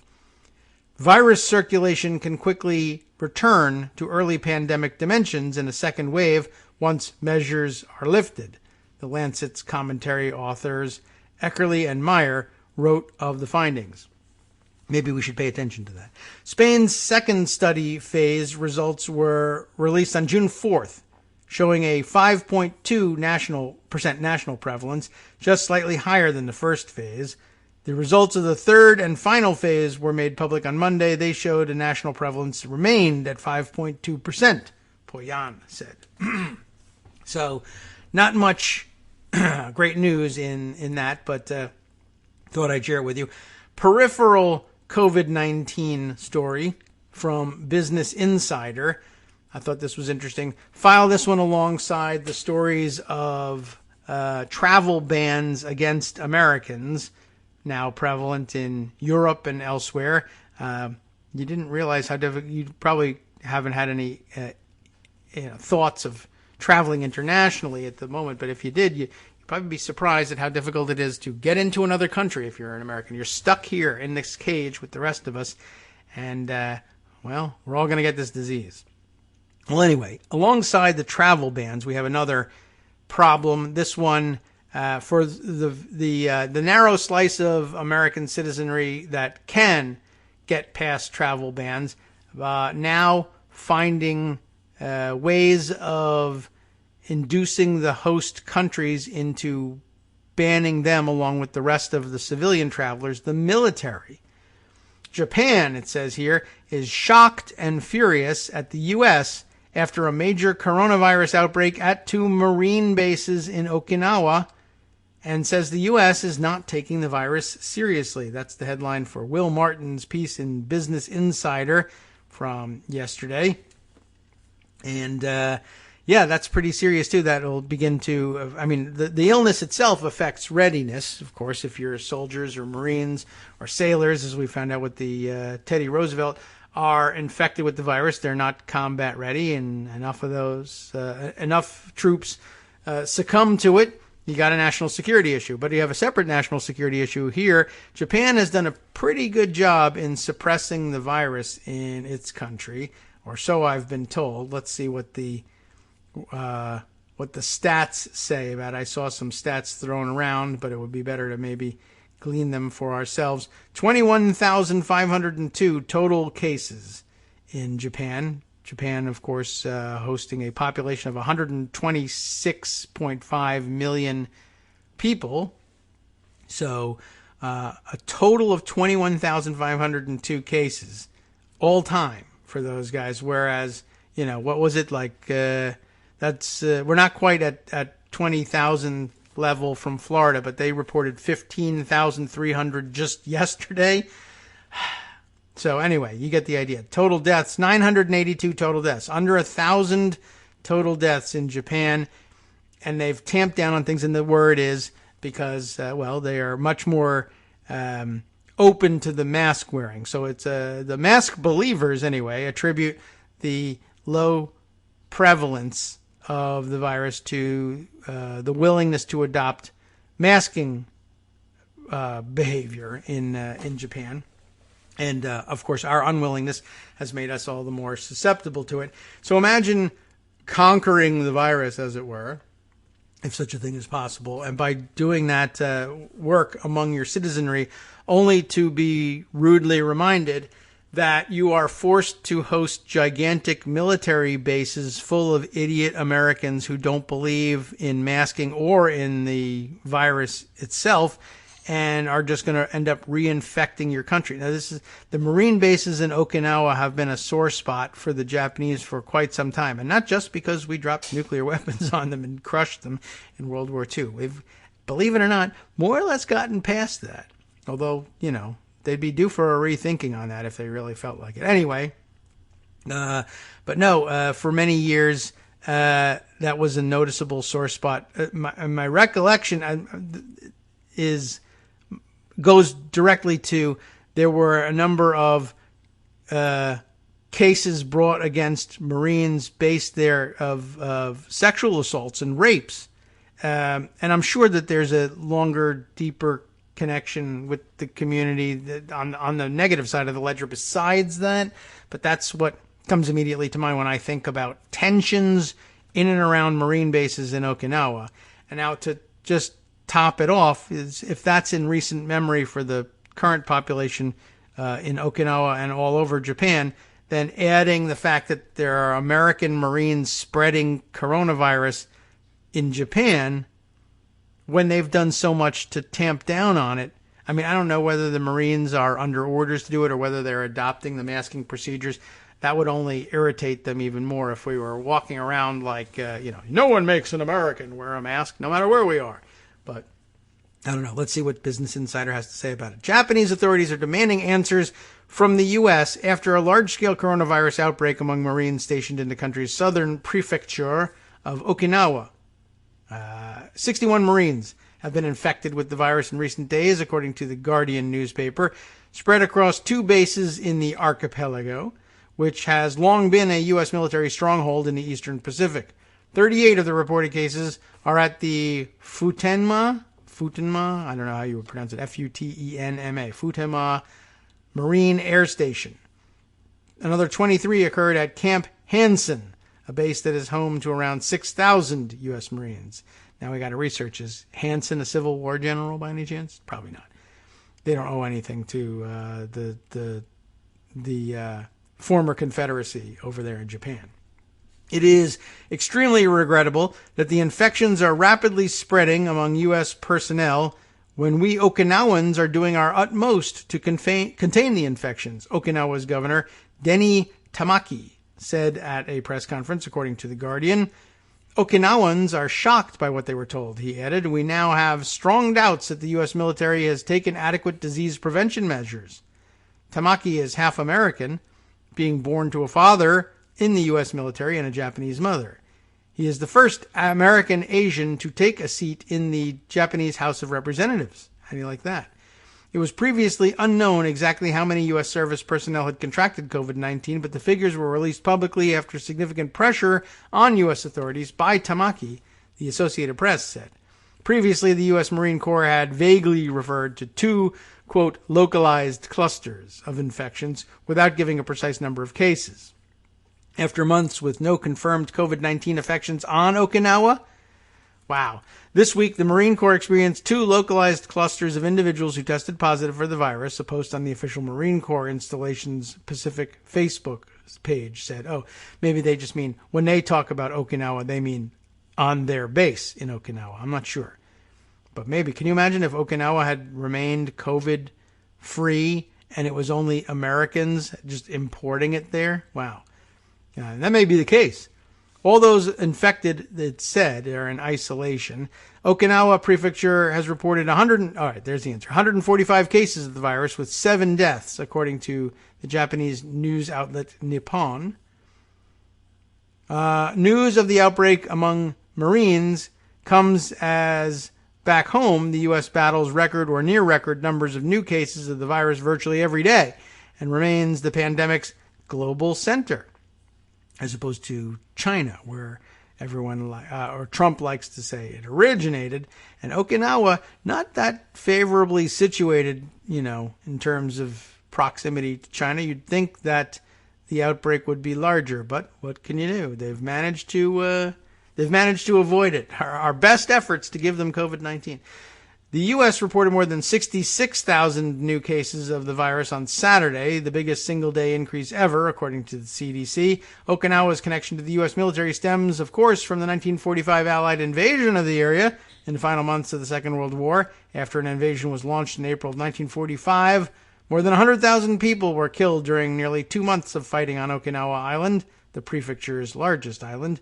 In June, Japan and the U.S. commemorated the 75th anniversary of the Battle of Okinawa, which was one of the final battles of the war and ended 6 weeks before the rest of everything else ended because we dropped nuclear bombs on Hiroshima and Nagasaki. Well, okay. Just a little background for you there to wind up the article. But, I mean, I'm just sort of thinking of it in terms of the travel ban, and then imagine that other countries where they've worked so hard to try to contain the virus, they find out that, I mean, God forbid we end up reinfecting them through American military bases, and then they start to say, all right, well, we've made exceptions to the travel ban for the U.S. military, but from now on, maybe we won't. And what kind of controversy and tensions does that spark? And are we talking about one military versus another in a standoff over whether or not we're allowed to park our infected troops in the middle of your recovering country?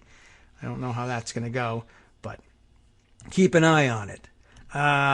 Let's see. Here's just in an unrelated story. I don't know why I think of this one. Maybe it's because I see these photos of this story about the military infections, and they illustrate it with armed troops.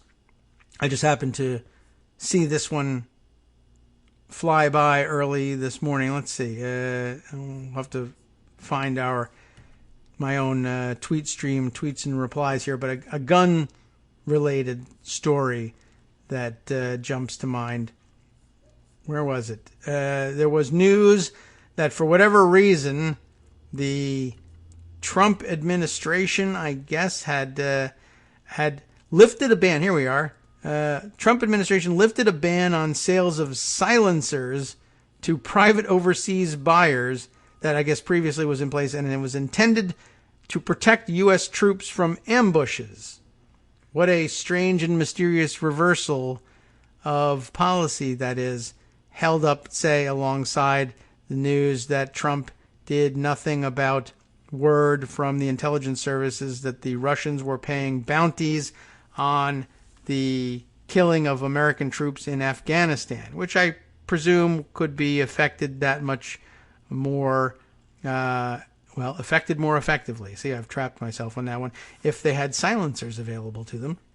What an odd turn of events here. Inside the White House, a gun industry lobbyist delivers for his former patrons. It's sort of framed as a localized, good old-fashioned American corruption story, but it may have larger international implications. The Trump administration lifted a ban on the sale of silencers to private overseas buyers that was intended to protect U.S. troops from ambushes. The change was championed by a lawyer for the president who had worked for a firearms trade group. How fun. Michael LaForgia and Kenneth Vogel on the story. Michael B. Williams, I guess is the name of our culprit here, spent nearly 2 years helping to run a trade group focused on expanding sales of firearm silencers by American manufacturers, but try as he might, he could not achieve one of the industry's main goals, overturning a ban on sales to private foreign buyers enacted by the State Department to protect American troops in Afghanistan, and elsewhere. Then Mr. Williams joined the Trump administration, and that fixed everything.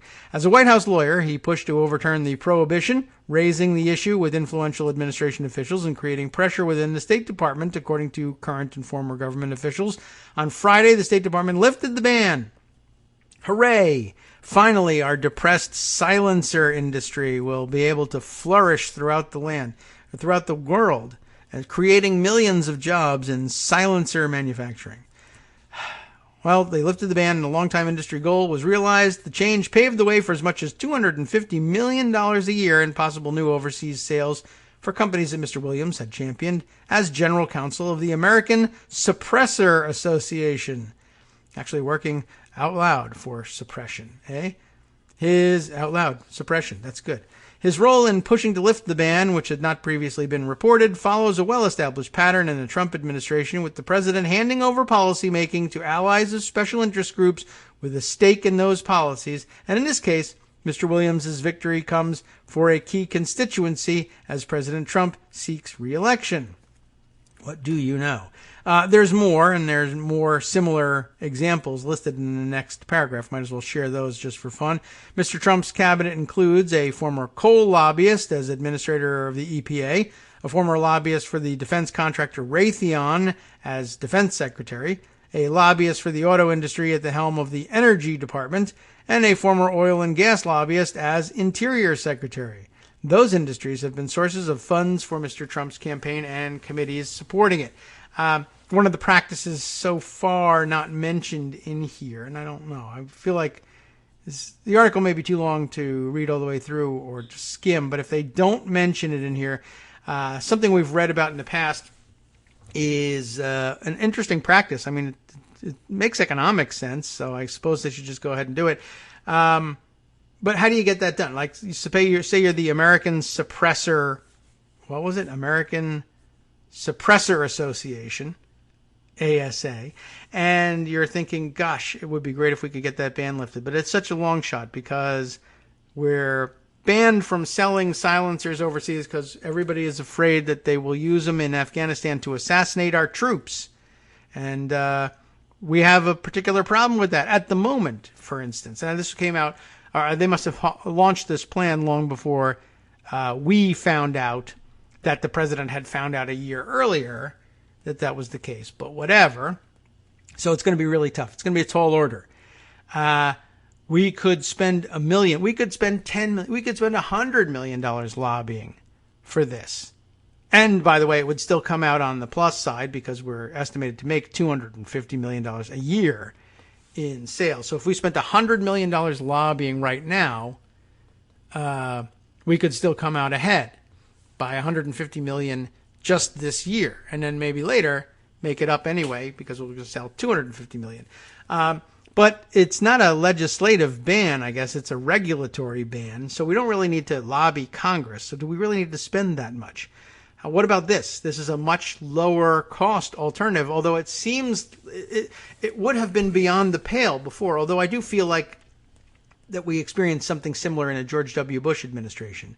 So it's not a new thing, not necessarily novel, and I guess it's a proven model. But here's the thing. It's very brazen, right? What you do is you say, I don't know how much we're paying Michael B. Williams as general counsel of the American Suppressor Association, but it was probably pretty healthy, right? A couple $100,000 probably at a minimum, and living a pretty good life inside Washington, D.C. And you say, well, if only you were in charge of the regulatory issues at issue here. God, I've done it again.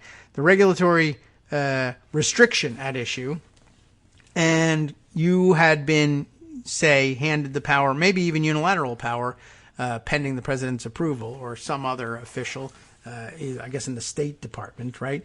If only you were in charge of that policy, then we'd be golden, right? You're our guy. You're a lobbyist for us, and you would totally reverse that.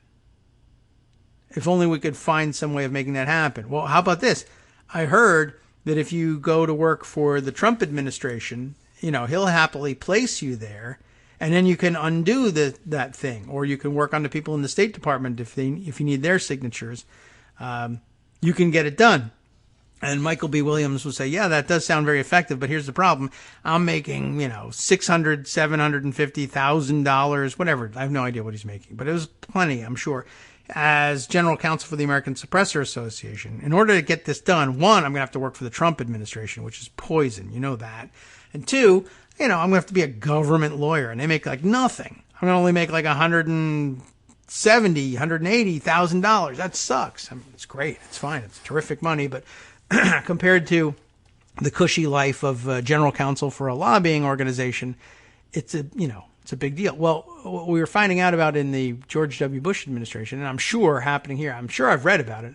I can't put my finger on the article in the recent examples, but basically the American Suppressor Association says, well, look, we'll make it worth your while. You're going to get a big bonus this year. Then you'll go to work for the Trump administration, and you'll make that pittance that the government is willing to give you. And then after you get that job done, you've done such a wonderful job for such low cost. We were ready to spend $50 million lobbying on this thing. What about if you go and you do this thing, you work for the Trump administration for 2 years, you reverse the regulation, you quit, come back to the American Suppressor Association. 1, you go back to your old salary. 2, we'll give you a huge bonus. We'll give you a 10% bonus on what we were going to spend lobbying that whole time. That's bigger check than you've ever seen. What about that? You use the revolving door for your personal financial advantage. Oh, okay, that makes great sense. And it's such an effective policy. It's such an effective program here now in the Trump administration because you come into an administration open to the idea of hiring lobbyists for special interest groups so that they can do this. You don't even have to hide what you're doing and tiptoe around. You can just go straight at it and get the job done faster and get to your $1 million bonus that much sooner. It's a brilliant strategy. It just, sells the rest of us out. Anyway, so that's sad. So now they're going to be shipping their silencers overseas to countries where American troops are deployed and Russians are paying bonuses for killing them, and they'll be able to do it that much more effectively with a suppressor on the end of the gun. That is going to be fun. All right, let's see. Other things that we need to touch on, although we haven't got enough time to discuss it today, so maybe postpone it until tomorrow, discussing the particulars of the Roger Stone situation. Infuriating, but anticipated for quite some time. I think we all knew he was going to do this. I think Trump probably wished he could have waited longer to do it, but he didn't. So now we'll have to deal with it. And let's see, other fun things that we probably ought to get to. Let's see. Some more, some more fun leaks in the administration, plus another leak investigation going on to try and find our leakers. That, too, is something we should probably touch on tomorrow. Let's see. Is there anything else that we ought to sneak in or perhaps preview for tomorrow? Yes. As a matter of fact, here, why don't we finish up with this one? Mark Sumner gets his name called again.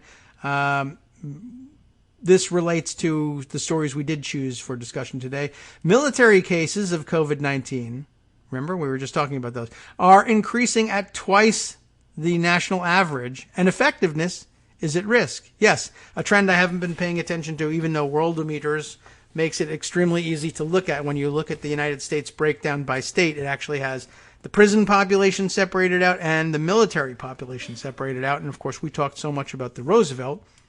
But this a part of the puzzle. And other people who host our troops overseas are going to have to think about this. When looking at the frightful daily tally of new COVID-19 cases, it's understandable that the concentration has been on the states at the top of all the charts. Mark writes, Florida has already logged over 10,000 new cases and 95 deaths on Saturday, when he wrote that, and it's early. Yesterday, the United States topped 71,000 new cases with a marked increase even, in deaths, trailing, predictably, behind the spike in cases that began 3 weeks ago. But way down at the bottom of many lists, another entry that does not get talked about too often, the U.S. military. With a total of 1.3 million active duty members and with families and dependents on bases around the world, the military is larger than the population of a dozen states. Unfortunately, it has also got a number of COVID-19 cases higher than even more states, and the rate at which it's growing would put the military near the top of the list no matter how it's calculated. That's not just a concern for the effectiveness of the U.S. military, it's becoming a concern for other nations where those service members are stationed. Maybe we should keep track of that in my daily updates. Captain Brett Crozier, of course you'll remember, was relieved of command over the USS Theodore Roosevelt when he expressed concern over the growing number of COVID-19 cases on ship back in March. Crozier had good reason for his concern. Thousands of naval personnel on a vessel the size of the Roosevelt are tightly packed for much of the day. You know the story. It's hard to practice social distancing when sleeping in ranks 18 inches apart. The ship ended up spending the next 2 months in Guam, and when it finally sailed at the end of May, it left 1,800 sailors behind in quarantine. And I've been keeping an eye on the Guam numbers since then. Luckily, they've kept it mostly under control, but I don't know how long that's going to last for. But yes, Mark makes the larger point here that rapid spread in the military, probably inevitable, certainly given the way we've treated our coronavirus epidemic here in the United States. And we've got a larger point. I don't know if we get to it here in the story. I don't think we're going to have time. Obviously not, because we've got our outro music running. But something to think about when thinking about keeping up appearances around the world. Who benefits from the idea that the United States military's readiness is threatened at home and abroad, and allies around the world who have more willingly, sometimes less willingly, hosted Americans' forward-projected military power around the world, now being kicked out, or at least widely mistrusted among the populations that are now hosting them. Seems like a big problem. Seems like there's a major beneficiary somewhere in the Eurasian landmass who might benefit from that very greatly. I wonder if we can identify that person. All right. No idea whether or not you'll be hearing from Justice Putnam and the West Coast Cookbook and Speakeasy today. You certainly won't be hearing it live on the stream, but word is that they do expect for power to be returned later in the day. I don't know whether that means he has a pre-recorded podcast to share with you or not, but we'll be back tomorrow and entertain you even further with news of more From disasters Daily Co's Radio here and around the world. On netrootsradio.com. You have been listening to the Kagro in the Morning Show with David Waldman. All right, we'll close things out and we'll be back tomorrow. Oh, good point here from our good friend Gil Aquino, who reminds us, having listened to the podcast from last week, something we mentioned about people living with their parents, and just to remember, it's a good point, but sometimes the parents are living with you and not the other way around. It's not always that you're in mom's basement. Good point, Gil. See you tomorrow.